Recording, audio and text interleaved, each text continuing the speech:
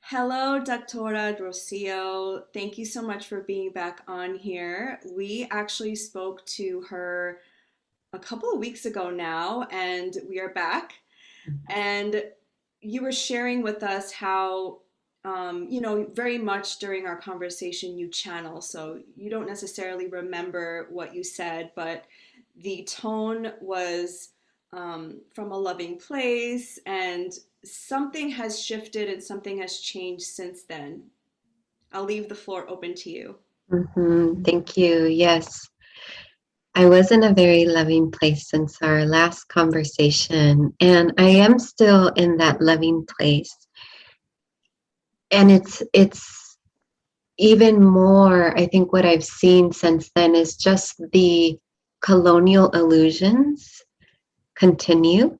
I'm seeing the colonial shadows, and this might be out there for some people. I'm seeing the enemy shapeshift, right? I'm seeing the evil spirit shapeshift. And what I mean by that is the predatory energy, the colonizer, the colonial paradigm shapeshift. And so, what I realized since our last conversation is, of course, everything that I share is always going to be rooted in love, but that there is more need for fierce truth and the bitter medicine.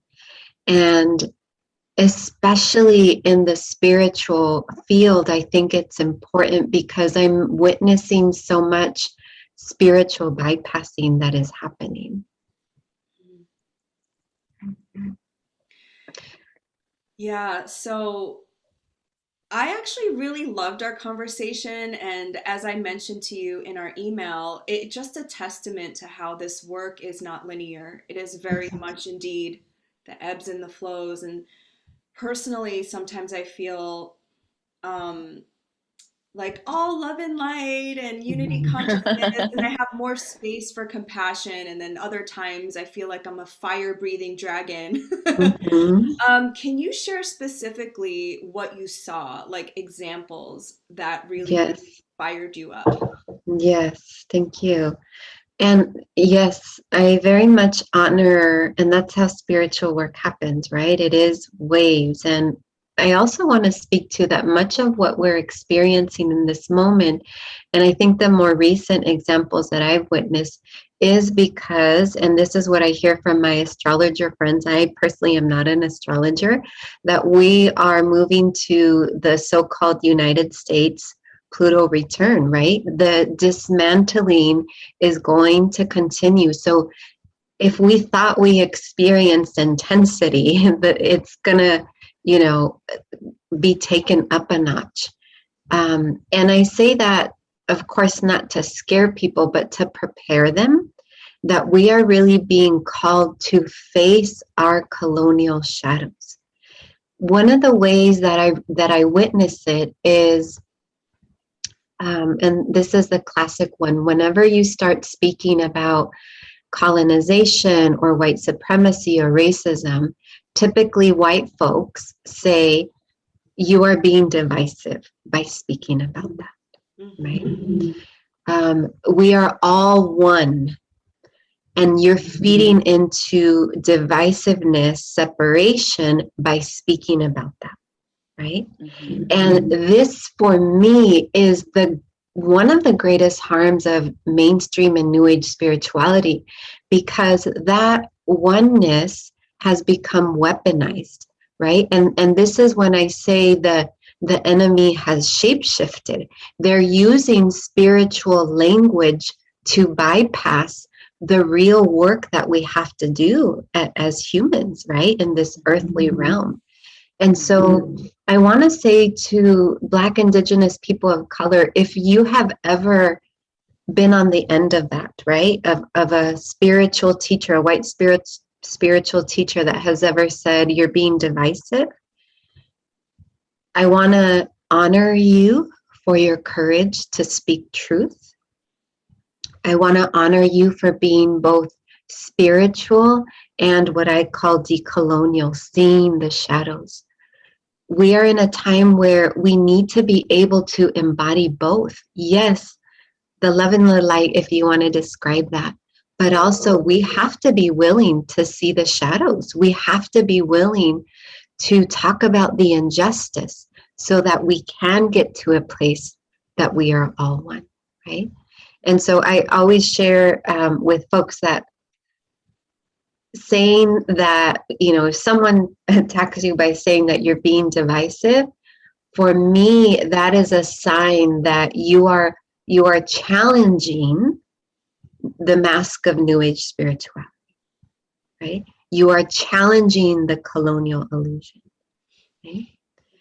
We cannot get to unity consciousness until we can manifest true unity, right? True justice in our human experience. And the truth is, we don't have that yet, right?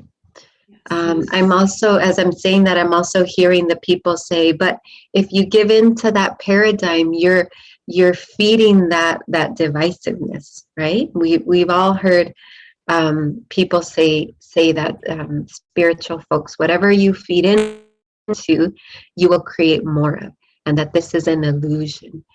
And perhaps that might be true on some level, but that doesn't take away what the injustice that we see. And it is no coincidence that it is white people that are saying that, right? They are not witness to the injustice. They may not experience the injustice firsthand, right? And here is where we need to get to the roots of mainstream spirituality, of New Age spirituality. This really came from white people, right? So of course they wouldn't speak to the injustices because they didn't witness it or live it themselves, right? If we look back at ancient spirituality, there has always been a place to be able to hold the shadows, to be able to work for the collective, not just personal enlightenment, right? But collective justice as well. Yes. You said something that really inspired me. It just reminded me when you mentioned that how we often hear from the incredibly problematic New Age community that if you feed into something, then you basically bring it upon yourself, which as a person of color is incredibly insulting, offensive, and downright ignorant. But it also I just had this little thing pop into my head where I thought, well, if you believe in unicorns and you feed into unicorn focused consciousness, a unicorn will not appear because they don't exist in this reality. You can only create or draw more of what exists already, which means it is already existing, which means it is already the reality of many. Mm-hmm. To ignore it doesn't mean it doesn't exist and that other people aren't experiencing it. And how selfish for one to say that you are calling it upon yourself, you're inviting it upon yourself when it has already existed, when you were born into this body, into this consciousness, and you have this experience that you didn't call upon yourself. Mm-hmm. I find those kinds of things very activating, and I'm really glad that you spoke to it. Because as I was saying to you before we began, that many people that have inspired the podcast follow you, the people that we know, that Laura and I know together, and repost a lot of the things that you say. They follow you and a lot of the things that you say in a lot of your posts. And I don't think that they realize that this includes them. Yes. You know? Yes. I was to you. Yes. Yes. And see, this is, and thank you for sharing that. First of all, you probably offended so many unicorn believers in that, which is okay. But you said that so beautifully and so powerfully, right? This injustice exists, and we specifically incarnated at this time to dismantle that unjust system. I know that for a fact. I deeply know that, right? And it is upsetting. And I want to say here too that there's so many ways that New Age spirituality causes harm, even how we become activated by it, right? The passion that we experience, the righteous anger that we experience at times, that even is something that they try to quelch, right? Viewing being activated as a negative thing. We need that passion. We need that anger, right? These are emotions and energies that move us to action. And so here, I want to say that anyone that is listening, I want you to begin to see New Age spirituality, mainstream spirituality, as part of the what I call ahead of the colonial dragon, right? I hope that in this conversation you can begin to see how mainstream spirituality is meant to keep you numb to the injustice, is meant to keep you complicit in the injustice, right? Of course, people would want to believe in spiritual ascension and love and light, right? It feels good. It feels good. Mainstream spirituality even gives you psychological rewards for it. I'm ascended. I'm a more spiritual person if I believe those things, right? It appeals to the ego, right? And so that it's manipulation to keep you complicit, right? To keep you numb, to keep you colluding with an unjust system, right? So again, look at the roots of this movement. Even while it was well-intentioned, it began by white people, right? Who maybe unconsciously themselves, they didn't know. Maybe, I'll give them that. But at the same time, they held privilege, and they didn't have a lived experience of oppression. And so really in this space and this time, we really need to question the spirituality that we are following, that we are practicing. If you practice a spirituality, if you are in spiritual spaces that does not speak of collective injustice, what you are really practicing is colonization. What you are really practicing is white supremacy. That is not spirituality, right? That is an individualist belief system, right? So I hope that, and I know that I'm saying that very passionately, and I hope that people receive that, can begin to receive, and maybe begin to ask themselves, how am I possibly colluding, right? How am I complicit in this system? What I just heard you say is new age spiritual in air quotes people are just colonizers in different costume. So instead of, arriving in ships with their, muskets, they are leading these groups as a guise for spiritual enlightenment, but it's the same energy of colonization. Yes. And this is how, what I say, the enemy shapeshifted, right? These are the descendants of those colonizers that came on those ships, right? Yeah. We began to see them, and so they shapeshifted, right? To, with their love and light, convinced us, right? Maybe. And then that kept the illusion, right? That kept them in power, right? I want to go back to the question that you, or Brittany, what you brought up about, there are those white people who assume that everything that I'm sharing is not about them. And I'm just taking a deep breath here because we see it all the time, right? Folks of color and this speaks to the different realities that folks of color and white folks live in, right? And I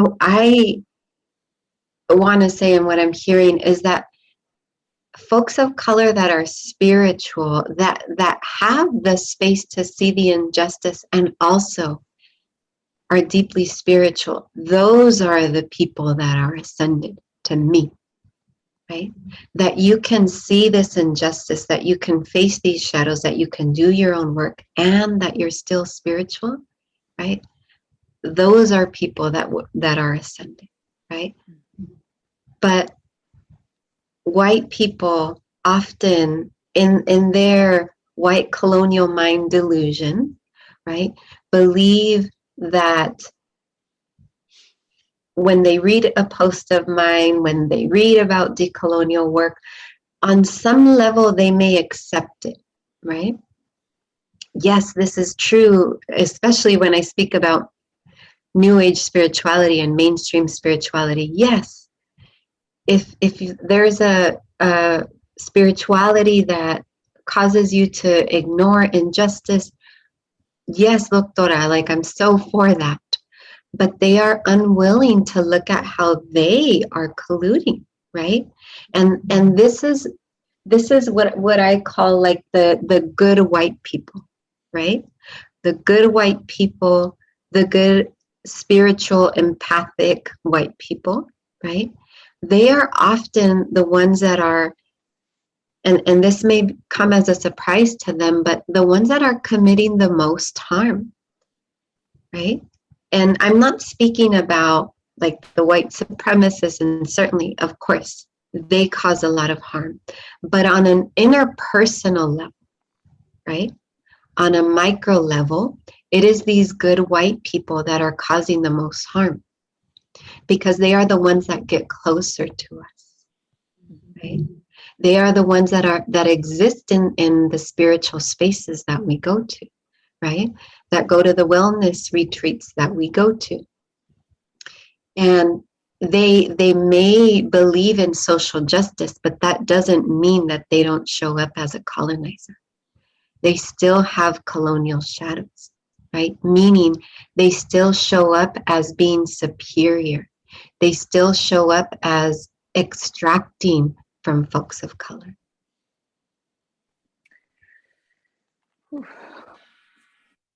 Yes. And also their silence and not, I've heard a lot of times these good white people say, I don't want to ruffle feathers or I don't want to cause people to feel uncomfortable. And I say to those people, well, then you're colluding. Then you are the problem, actually, because you're a white person who holds the utmost privilege and power, and you staying silent is actually more harmful than not. Like, you're the one who's supposed to speak up. Mm-hmm. Well, it's also like, why isn't my discomfort relevant? By not saying anything, by not speaking up, you are increasing my discomfort and the discomfort of people that look like me. But, you know, what I also picked up from this discussion is that New Age spirituality itself is a dissociative. Yes. And I really wanted to sort of hear your thoughts on that. And I've never thought of it that way before, but it as you were describing some of the characteristics of the harmful characteristics of New Age spirituality, it reminds me of the ways that people consume drugs or alcohol, or even now plant and fungi medicine as a way to take away and run away from what is, rather than face the bear attack that is white supremacy. Yes, yes. And so this is where I believe decolonial shadow work is the way to the new earth, right? You cannot have true spirituality, you cannot have unity consciousness without doing decolonial shadow work, right? So much of New Age mainstream spirituality is escapism, right? I don't want to feel the discomfort. And so here I also want to say to the white people that yes, you hold privilege. Yes, you hold power. And I personally work with white folks that have done their anti-racism work. If you don't acknowledge that you're a white person and that you benefit from that whiteness, I don't work with you. You need to do that work first. You need to first realize that you're a white person and how you benefit from it and how your descendants, your lineage has benefited from it, right? Like that is number one, right? And that feels like, for me, pre-work to spiritual work, right? You have to do your anti-racism work. And so much of mainstream New Age spirituality is that escapism. And this is the truth that I think often people don't speak of, is yes, white people hold privilege and power, and also they too have been harmed by this colonial paradigm, right? What I know and what I've witnessed in the white people that I work with is that they are shells of humans. They are so deeply disconnected from their humanity. And I'm speaking about spiritual, empathic people, right? They are so fragmented, right? They are so, I can't even describe it, but it just feels like such a deep emptiness, right? When I see them, like there's a lot of work that I need to do with them. And it's become normalized for them, right? It's the only way they exist. And their spirituality is escapism, is dissociative. And really, whenever we speak about colonization, we're really speaking about intergenerational trauma, right? Intergenerational trauma, the violence that was committed initially, that was carried on for Black, Indigenous people of color in a specific way, and also for white people, right? White people had to shut off their humanity to commit the violence that they did, right? To both the land and to other humans, right? And that disconnection from their spirit, from their heart, from their soul, that is something that was passed on, right? And so that emptiness that white people feel, right, leads them to New Age spirituality, right? Here's a quick fix for me to feel better about the emptiness that I carry, about the void that I carry, about the shame and the guilt that I carry, right? New Age spirituality gives me a quick fix to be able to avoid the discomfort, right? And in this current phase in our evolution, to be able to avoid the calls, right? The calls to be able to face them, because unity consciousness is promising me that I can bypass it, right? Is promising that I don't have to face that discomfort and I can still create a new earth, right? So absolutely, and I speak about this often on social media. New Age spirituality is really dissociation, is escapism, is spiritual bypassing. Okay? And for the white people listening, the good white people that have friends of color, the good white people that work with other folks of color that are empathic. I'm not saying that you are a horrible person. I'm not saying that you're an evil person. What I'm saying is that you have been programmed to be a colonizer. And the reason that you don't see that is because it is intergenerational programming. And these are also part of your shadows, right? Parts of yourself that you don't want to see. How is it possible that I'm a good white person, that I'm a spiritual, that I have friends of color, and I still show up as a colonizer? That's a hard truth to face. But this is a reality that all folks of color can see, right? That we all see. Yes, you have done your anti-racism work, but you are still extracting from me. You are still acting as if you own the place. You are still engaging in entitlement, right? That is showing up as a colonizer. And those are the shadows that white people need to see, the decolonial shadow work that they need to do. I just thought of how one of the more popular phrases growing up was like, walk in the room like you own the place. And like, where did we hear that? We heard that on TV and in popular culture and from white-bodied people. Yes. Yes. That's so interesting. So much in learning. Yeah. Yes. So Can I ask you? Oh, go ahead. Well, I was just going to ask, if good white people start doing this work, what would that, I can't even imagine a world, a new age world or spiritual world where white folks did this decolonial shadow work. Like, what would that look like? Would that look like less spaces led by white folks, less appropriation possibly? Like, how does that look visually? Mm-hmm. Yes, and yes, and more. Really, it's really about harmony and balance, right? And I'm speaking as a medicine woman in the Quero Inca lineage, that the vision and the prophecies from the Quero Inca lineage is about restoring harmony and balance on this earth plane, right?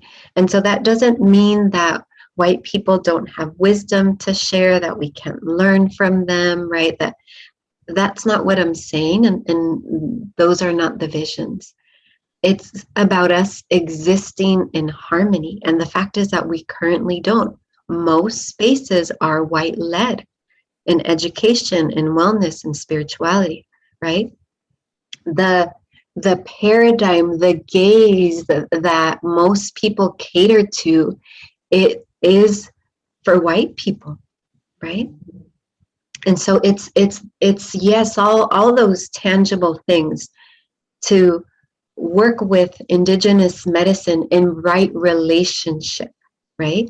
To work with indigenous wisdom in right relationship, to not extract, to have more folks of color sharing their medicine, to also, I believe, and this is also part of the prophecies, that the leadership that needs to come at this time is from women and femmes of color, right?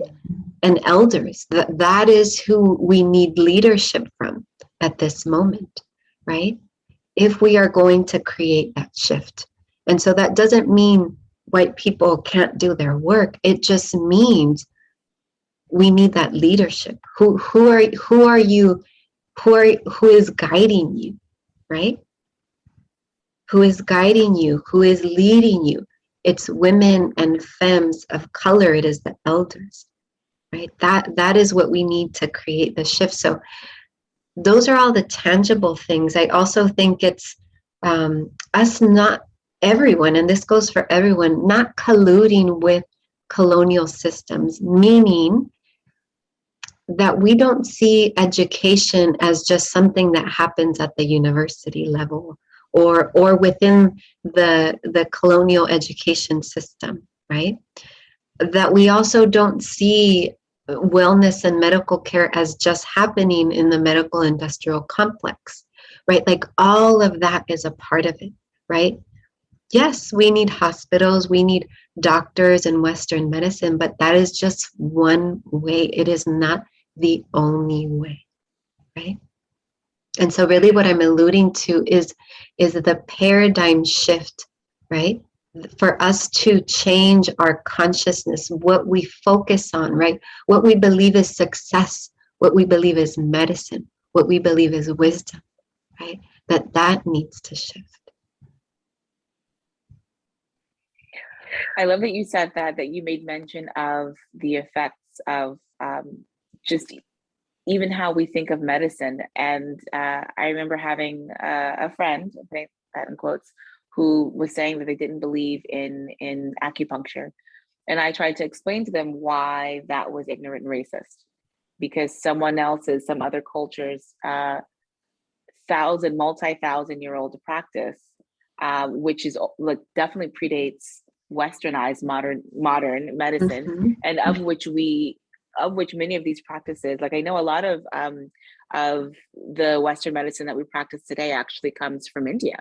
Mm-hmm. And that we aren't the founding, we as in Americans or the modern West are not the founding fathers of medicine by a long shot.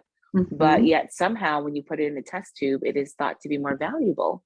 Mm-hmm. And it's really disturbing, and how little, like again, it's the reprogramming, but little ways that we are habitually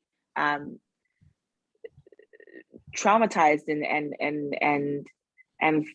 convinced that what is not Western or white is Mm-hmm. somehow not as valuable. Yes. And I wanted to swing that actually into how you feel when you encounter New Age people of color who side with, become double agents for white Mm-hmm. supremacy. Yes, thank you for this question, because this has also been coming through the channel, and And I realized that I need to speak more about that. And it is also part of the uncomfortable conversations, right?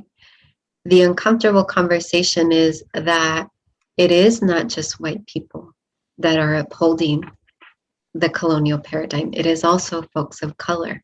And folks of color sometimes, I want to say, like, emotionally, and I've seen this recently, even this week, emotionally create the most harm for other folks of color. Because we almost believe that we should be on the same page, right?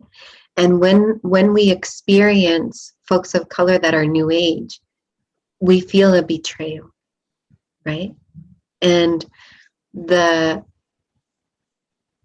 I'm just going to say it because it keeps they keep telling me this. This is almost like wolves in sheep's clothing, right?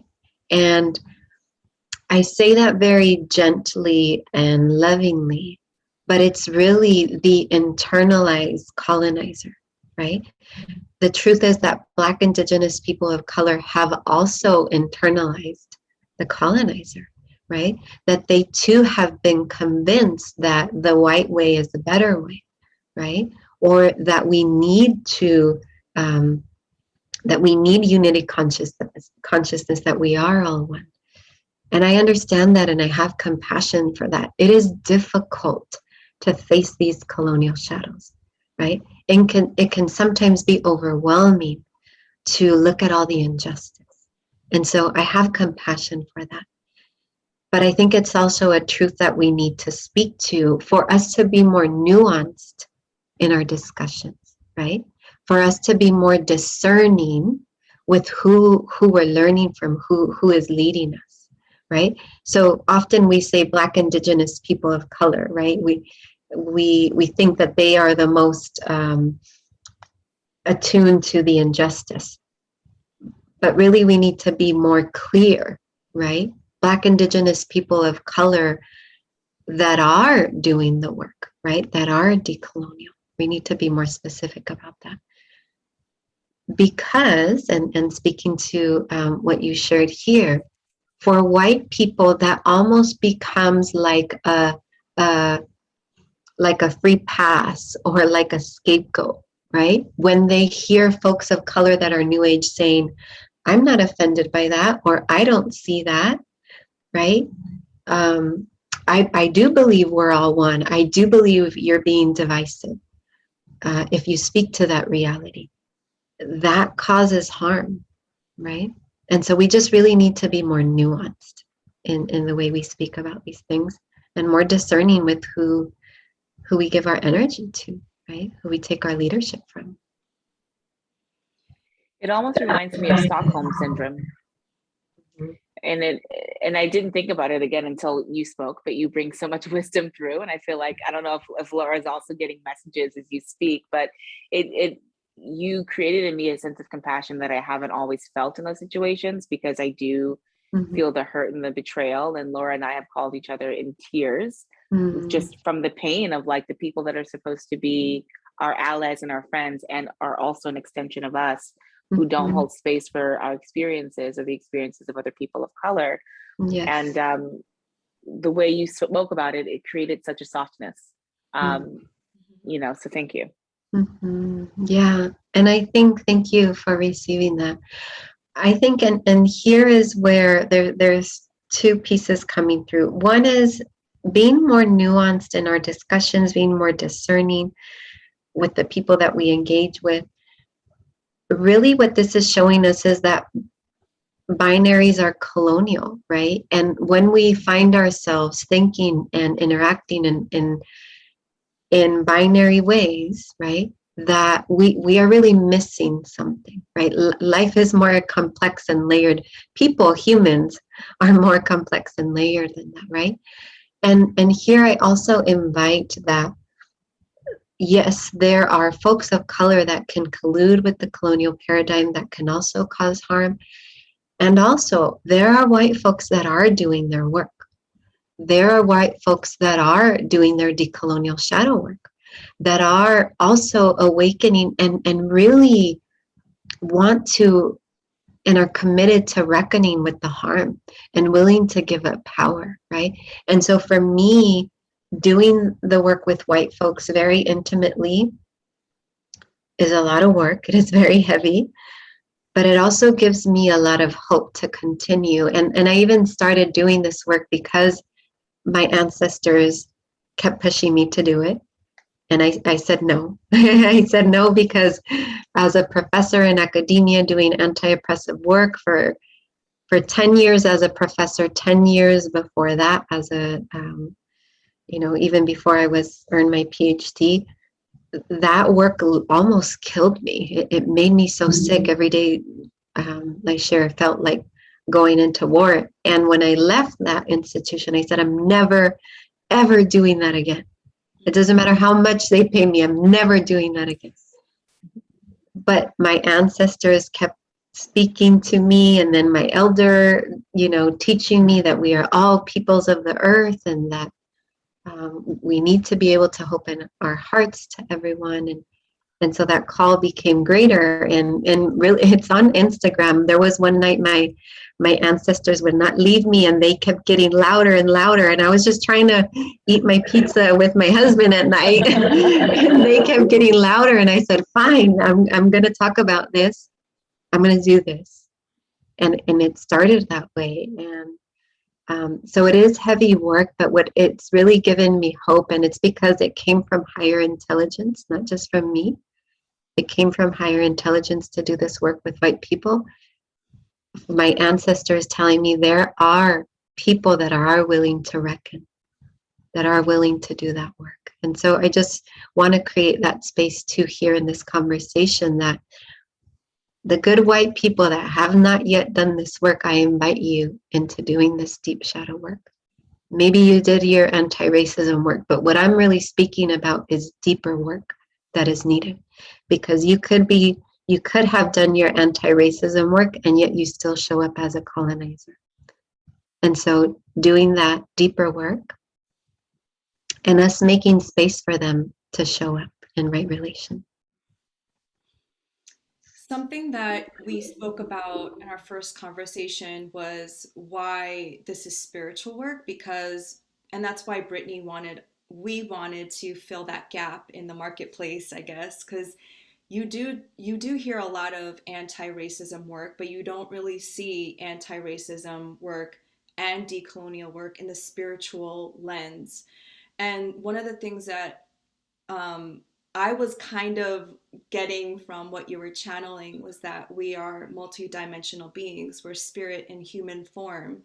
And so what you said about non-binary is that we can be oppressed and the oppressor at the same time. And as we are healing, we can also tap into a future timeline where we are healed, so that it doesn't just happen linearly, but it happens at the same time. And I think that can also help us with discernment, because it is so crucial these days. When you are going through a spiritual journey and you're seeking help and you're seeking that thing that makes you feel whole, and you go to a teacher, you go to a community that makes you feel good, to have that curiosity and discernment to look around and ask yourself these questions, like having like a colonization litmus test, right? I think is so important, and that's where the spiritual work comes in as well. Mm-hmm. Yes, to be more critical about the space, but also more, I want to say more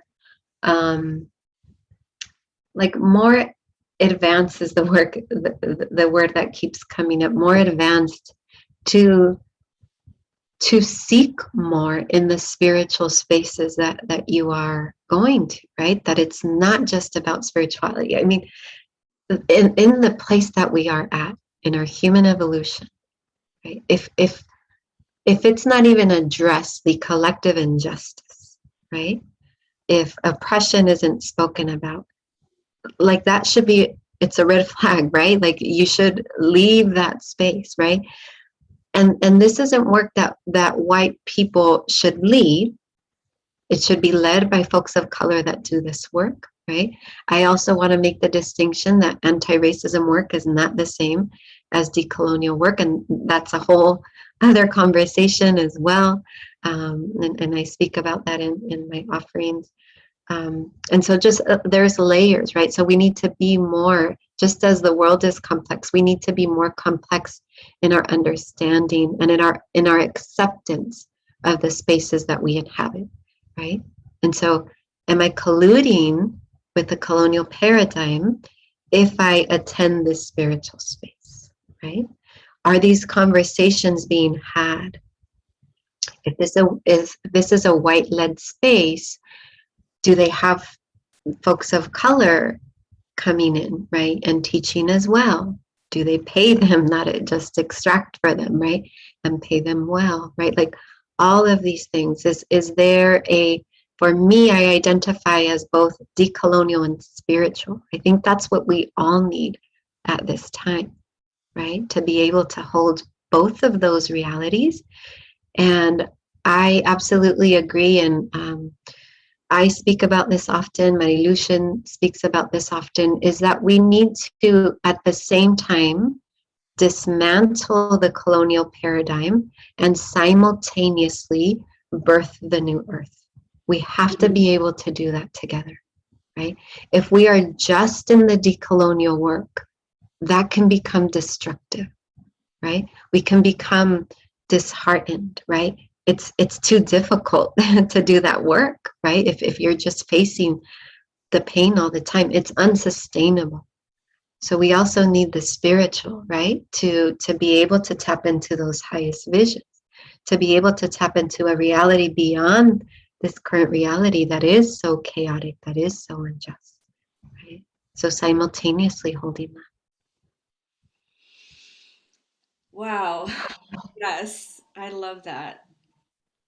Is there anything else you wanted to share that we didn't ask you?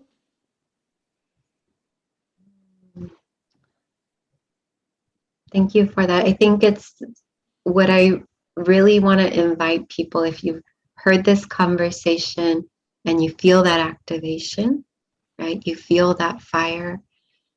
I encourage you to lean into that, right?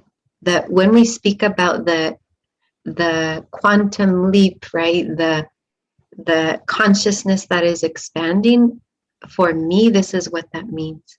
Holding the decolonial and spiritual, so that we can get to a better, more just world. And this is what I want to leave you all with, is that it is so possible, right? It is so possible. It is not something that is out there in the galaxies. It is not something that is maybe 10 generations from now. I know, after I've been doing this work for a while, it can literally happen tomorrow if people did their work, particularly white people. If you did your work, this can happen tomorrow. And so let's stop manifesting like this is going to happen. This is not going to happen in my lifetime. I used to say that, and I strike that from the record. Like I take that back, right? Let's stop saying that. It is so possible if we all are committed to the work and if we make space for each other to show up differently. Wow. Yes. Thank you so much. Thank you. That was beautiful. So beautiful. And I love ending on like a hopeful note. It makes me so happy. Thank you. Thank you for receiving. I love having these conversations with you all. Thank you for allowing the messages that are coming through for you all as well. Thank you.